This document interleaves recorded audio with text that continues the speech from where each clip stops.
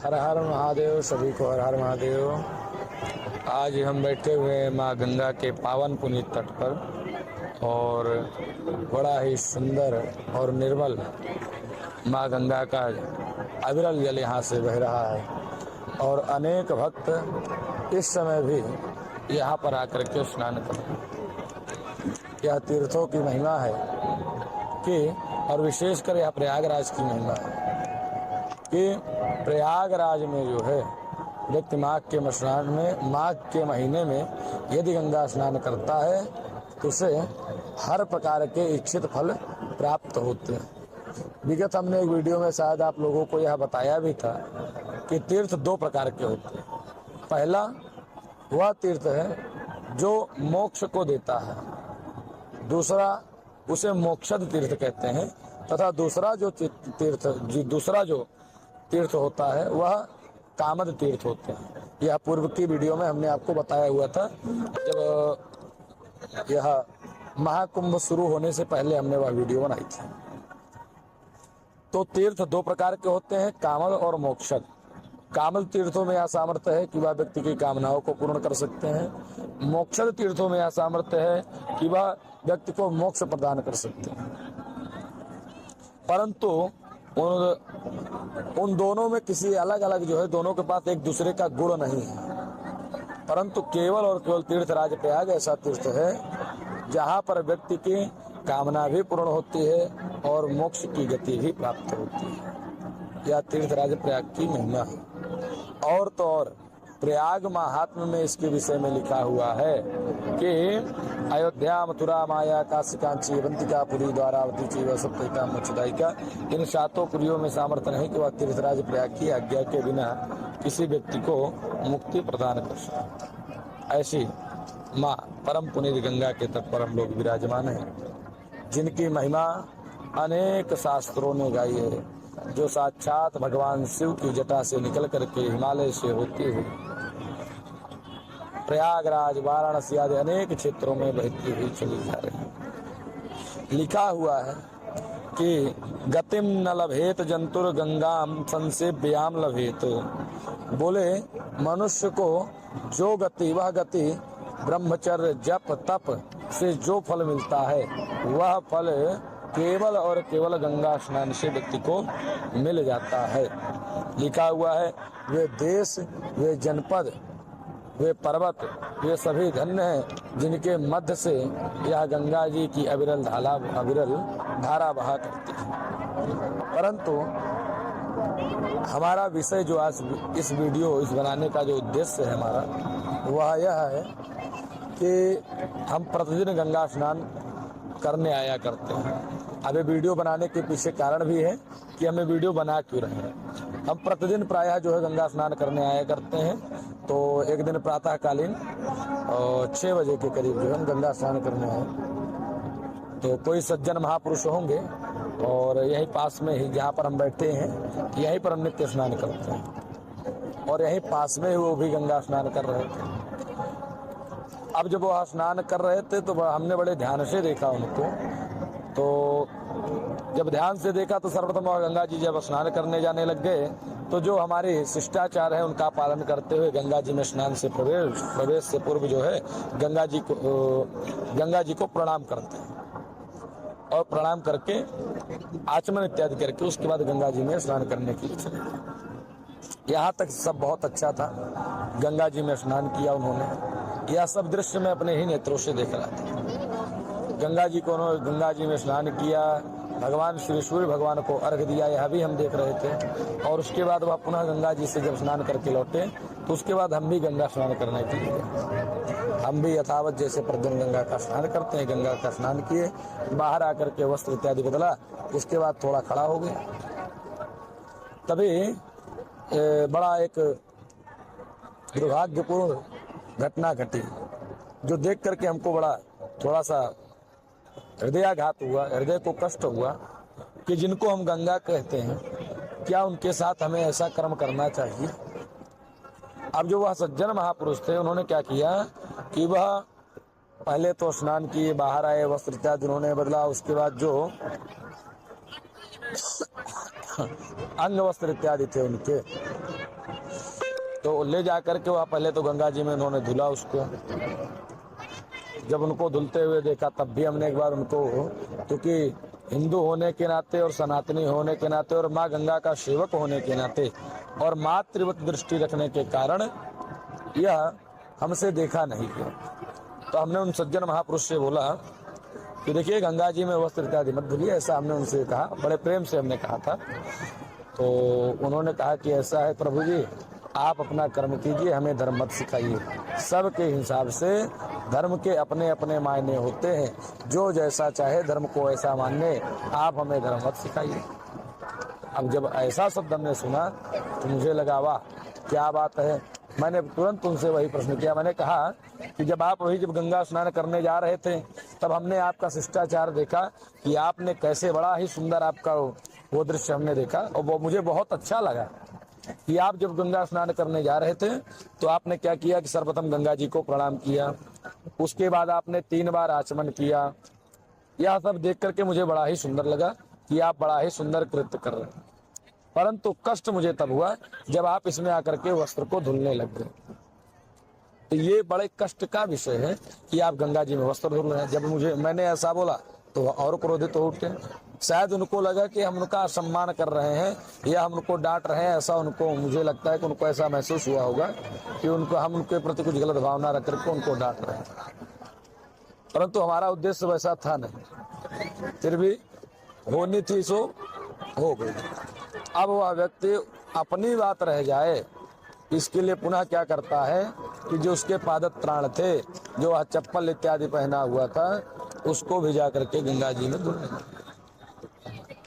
तो ना चाहते हुए भी हमें उनको डांट लगानी पड़ी। इसके बाद आसपास के वृद्ध जनों ने आकर के उनको समझाया कि देखिए हम इनके प्रति मातृवत दृष्टि रखते हैं, मातृवत दृष्टि ही नहीं, हम इनको माँ के समान ही मानते हैं, इसलिए हमको इनमें पादत्राण इत्यादि नहीं धुलना चाहिए। हमने ऐसा कहा, वृद्ध जनों ने उनको ऐसा समझाया, तो फिर हमसे कुछ बोले नहीं, वो अपने कार्य में लग गए। तो आज हमारा इस वीडियो को बनाने का उद्देश्य वहीं से निकला कि हम लोग गंगा स्नान करने आते हैं, परंतु गंगा स्नान के समय हमें किन किन बातों का ध्यान रखना चाहिए, यह बात भी हमको समझना पड़ेगा।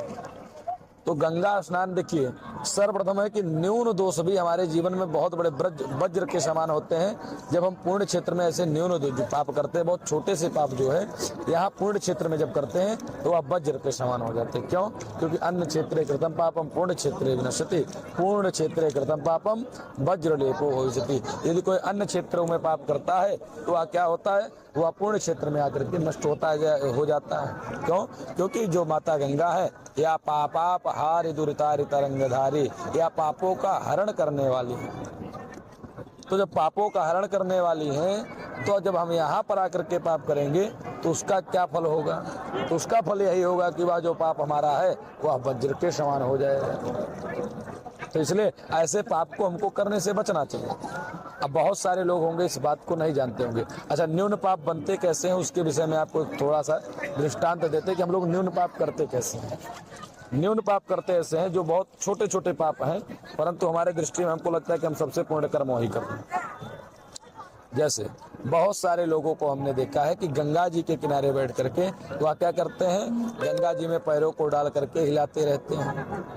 तो अब यहाँ भावना उनकी जो है क्या है, यहीं से जो है न्यून पाप बनते हैं। जब वो गंगा जी में पैर डाल लिए, परंतु उनकी भावना यह है कि बड़ी शीतलता के लिए उन्होंने डाल रखा है, उन्होंने अपने सुख के लिए डाल रखा है, उनकी आध्यात्मिकता से उसका कोई लेना देना है नहीं, इसलिए यहाँ पर न्यून जो है पाप उनके जीवन में बन जाता है। अथवा अनेक प्रकार के पाप व्यक्ति जो है आकर के गंगा जी में करता है, जाने अनजाने में वस्त्र पहन करके फिर वस्त्र को जा करके उसमें धुल लेना। ऐसे बहुत सारे व्यक्ति जो है पाप करते हैं। तो इसी विषय में आज हम आपके पास जो है आए हुए कि इस विषय में हम आपको क्या बता सकते हैं, आप लोगों को कैसे रहना चाहिए, गंगा जी में किन किन नियमों का पालन करना चाहिए, उसके विषय में हम आपको बताना चाहेंगे। तो पहला, तो गंगा जी जब भी स्नान करने आ रहे हैं तो लोगों के मन में भावना यह होती है कि बिना स्नान किए गंगा जी में हमको पुण्य नहीं मिलेगा। तो गंगा जी में स्नान करने से जो पुण्य है, लिखा हुआ है दर्शनात्, स्पर्शनात्, पानात् तथा गंगेतु कीर्तनात् स्मरणात् देव गंगायाः सद्यः पापात् प्रमुच्यते। पहला कह रहे हैं कि दर्शनात्, गंगा तब दर्शनात् मुक्ति। यह शब्द हम सभी ने सुना है, प्रयागराज के प्रायः स्थानों पर यह शब्द लिखा रहता है। तो गंगा तब दर्शनात् मुक्ति ही, गंगा में स्नान का जो फल है वही फल गंगा माता के दर्शन से भी प्राप्त हो जाता है।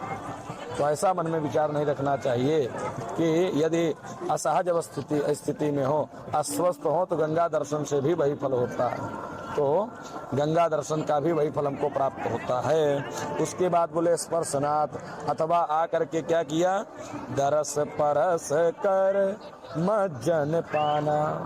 दरस किया, स्पर्श किया और मज्जन पान कर लिया, गंगा जी के जल का पान कर लिया। अब वह गंगा जल पान करने का भी पुण्य वही है जो गंगा स्नान का फल होता है। तो यह भी बात हमको समझनी पड़ेगी। और तीसरी बात है जो है तथा गंगेत कीर्तनात्, गंगे गंगेत यो ब्रूयात योजनानाम सतैरपि। हाँ, जो किसी भी तीर्थ में बैठ करके, अपने घर में भी बैठ करके गंगा गंगेत यो ब्रूयात, गंगा गंगा उच्चारण करता है, तो योजना नाम सतैरपि, 7 योजन से दूर बैठा हो तब भी उसके पाप क्या होते हैं, नष्ट हो जाते हैं। योजते योजना नाम सतैरपि मुच्यते सर्व पापेभ्यो, वह सभी पाप से मुक्त हो जाता है। तो यह गंगा जी का महत्व है, हम सभी को इस बात को समझना पड़ेगा।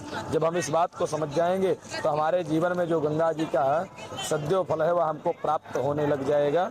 इसलिए हमको सदैव गंगा जी में अपनी अनुरक्ति, अपना हृदय, अपना मन लगा करके रखना चाहिए। अच्छा, अब साथ में हम गंगा जी के अंतर्गत कौन कौन से पाप कर देते हैं उसके विषय में वर्णन करते हैं।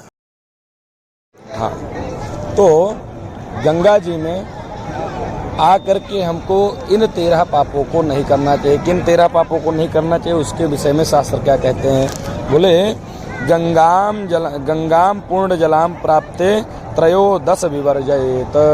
जहाँ पर भी गंगा आदि पवित्र नदी हो, कोई भी पवित्र नदी हो, वहाँ पर इन 13 प्रकार के पापों को करने से बचना चाहिए। कौन कौन से, बोले शौचम आचमनम चैव। पहली बात तो यह है अशौच इत्यादि करके गंगा जी में, अशौच इत्यादि जो है इन सब चीज़ों से बचना चाहिए कि गंगा जी के भूमि पर अशौच ना करें, इन सब चीज़ों से बचना चाहिए, ठीक ना। उसके बाद आचमनम चैव, उसके बाद मलमूत्र का त्याग तथा मुख प्रक्षालन, इससे भी बचना चाहिए। मुख प्रक्षालन, मुख केवल सुख के लिए, अभी आपको हम बता रहे थे न्यूनातिरिक्त न्यून पाप के विषय में कि न्यून पाप क्या होते हैं। तो मुख धोलना जब हमारी भावना होगी कि हम केवल मुख अपनी स्वच्छता के लिए धो रहे हैं तो वहाँ भी एक पाप निर्माण हो जाता है। इसलिए मुख धोने की केवल भावना से भी गंगा में मुख प्रक्षालन नहीं करना चाहिए। उसके बाद क्या करें, दंत धावन, दांत भी जो है नहीं धुलना चाहिए कि लोग गंगा जी में आए, दंतुन लिए और करके उसके बाद दांत धुलने लगे, तो इससे भी बचना चाहिए। कुल्लाद्य, लोग जलपान करके फिर उसी में कुल्ला कर देते हैं। अब ये बातें थोड़ी सी लोग करते हैं, प्रायः कहने की बात नहीं, लोग कर भी देते हैं। हमने कई बार देखा है, लोगों को कई बार बोला भी है, परंतु मानने वाले मानते हैं, नहीं मानने वाले नहीं मानते हैं। सभी लोग यही कह देते हैं कि भैया धर्म का अपना अपना मत है, सब अपने अपने अनुसार धर्मानुसार चलेंगे, सबका अपना अपना धर्म है। तो फिर कुछ बोला भी नहीं जाता, क्या बोले लोगों को, किसके सिर पर मात मारे, सबसे बड़ी बात तो यह बनती है। उसके बाद क्या कहते हैं, नहीं करना चाहिए आचमन करना जो है, तो आचमन करने के विषय में लिखा है, महाभारत का प्रमाण है कि गंगा में जांग भर जल जहाँ पर हो, जंघे से ऊपर जंघे भर का जल जहाँ हो वहीं पर आचमन करें, ऐसा जो है महाभारत में वाक्य मिलता है। उसके बाद लिखा हुआ है कि जो पूजा का फूल निर्माल्य हम लोग प्रायः जो है गंगा जी में आकर के विसर्जन कर देते हैं, तो उनको भी इनमें विसर्जन नहीं करना चाहिए। और क्या नहीं करना चाहिए, मल घर्षण करना। गंगा जी में स्नान करने आए तो स्नान करते कि समय लोग प्रायः, अब तो यहाँ पर नहीं, विगत जो है जो हमने काशी में वीडियो बनाई थी तो आप उसमें देख भी सकते हैं, हमने किन्हीं व्यक्ति को अपने वीडियो में रिकॉर्ड किया था कि वहाँ पर गंगा जी में जो है साबुन लगा करके स्नान करें। इस चीज़ से भी व्यक्ति को बचना चाहिए कि गंगा जी में गए तो मल के स्नान कर रहे हैं कि शरीर के सारे मैल गंगा जी में ही छुड़ाने हैं। हम पाप धुलने आए हैं, मल छुड़ाने नहीं आए हैं। इसलिए पाप धुलने की भावना से गंगा में स्नान करना चाहिए। मल घर्षण करके जो है, शरीर का घर्षण करके जो है स्नान नहीं करना चाहिए। तथा और भी अनेक प्रकार हैं। किसी भी प्रकार के, पहली बात तो है कि किसी भी प्रकार का निषिद्ध कर्म जो तीर्थों में नहीं करना चाहिए, उन सभी को गंगा जी में भी नहीं करना चाहिए। जो हर तीर्थ के लिए है वही गंगा जी के लिए नियम है, प्रयागराज के लिए भी नियम है। और दूसरी सबसे बड़ी बात यह है कि गंगा जी के प्रति बड़े ही आस्थावान होना चाहिए। और यहाँ पर आने के बाद यहाँ पर हर व्यक्ति संत है, हर किसी के प्रति बड़ा ही सुंदर भाव रखना चाहिए। बस यही आज की वीडियो में आपसे हमारा कहने का उद्देश्य था। आप इन सब बातों को समझें। तीर्थों में जब भी आएँ तो आध्यात्मिकता अपने मन में बसा कर के लाएँ और गंगा की पवित्रता अपने मन में बसा कर के लाएँ। कहीं ऐसा ना हो कि आपसे कोई ऐसा पाप हो जाए जिसके कारण आपको जीवन में दुखी होना पड़े। तो छोटे छोटे पापों से बड़े बड़े पाप जो हम करते हैं, इन सभी से हमको बचने चाहिए। इसी के साथ आज अपनी वाणी को विश्राम देता हूँ। हरि हर, जय श्री राधे, हर हर महादेव।